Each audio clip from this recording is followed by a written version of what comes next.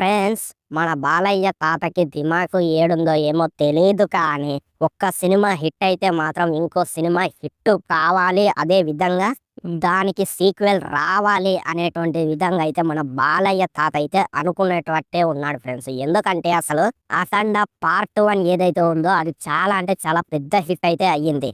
కానీ ఇప్పుడు దీనికి సీక్వెల్ గా అఖండ 2 సినిమా తీసి ఈ పార్ట్ 1 ఏదైతే ఉందో దీన్నైతే చెడగొట్టేటట్టే ఉన్నారు ఫ్రెండ్స్ ఈ అఖండ 2 సినిమా తోటి. ఎందుకంటే అసలు మన బోయపాటి డైరెక్టర్ ఇంతకే ఓవర్ యాక్షన్ డైరెక్టర్.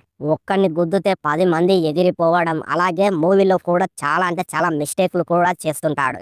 దానికి ప్రూఫ్ అన్నట్టు ఈ స్కంద 2లో ఈ యొక్క సీన్ చూడండి. చూశారు కదా, స్లో మోషన్ షాట్ లో ఎవరు కనిపించారు అనేటువంటిది. ఫైట్ చేసేదేమో మన రామ్ పోతినేని అన్నయ్య, కానీ ఇక్కడ కనబడేదేమో మన బోయపాటి అన్నయ్య.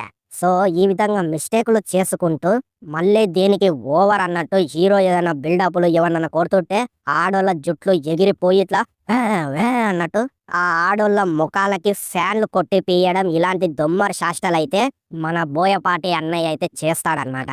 సో ఈ అఖండ 2 విషయంలో కూడా ఈ విధంగానే జరుగుతుంది అనేటువంటిది అయితే నేనైతే అనుకుంటున్నాను ఫ్రెండ్స్. అదే విధంగా ఈ సినిమా కూడా ఖచ్చితంగా పార్ట్ 1కి మించి లేదనుకో, ఖచ్చితంగా ఫ్లాప్ అయ్యే అవకాశాలు అయితే గట్టిగా ఉన్నాయి ఫ్రెండ్స్. ఎందుకంటే పార్ట్ 1లోనే గుదాలుగా ఓవర్ యాక్షన్ ఉంటుంది.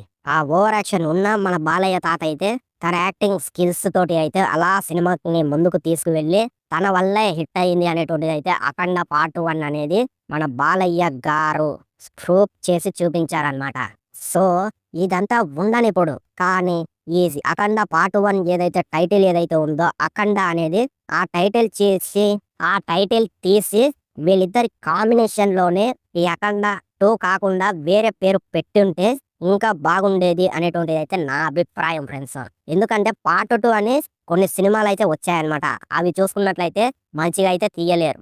ఈ అఖండ పార్ట్ 2లో కూడా అదే విధంగా జరిగేటువంటి అవకాశం ఉంది అనేటువంటిది అయితే క్షుణ్ణంగా చెప్పవచ్చు ఫ్రెండ్స్. ఒకవేళ ఈ అఖండ పార్ట్ 2 వస్తే ఫ్లాప్ అవుతుందా, హిట్ అవుతుందా అనేటువంటిది కింద కామెంట్ అయితే చెయ్యండి. సో దట్స్ గైస్ ఈరోజు వీడియో. ఈ వీడియో మీకు ఏ విధంగా అనిపించింది డెఫినెట్లీ కింద కామెంట్ చేయండి. అలాగే లైక్ చేయండి, షేర్ చేయండి, వీలైనంత వరకు మన ఛానల్ని సబ్స్క్రైబ్ చేయండి. Thank you. ఉంటా. జై హింద్. నమస్తే.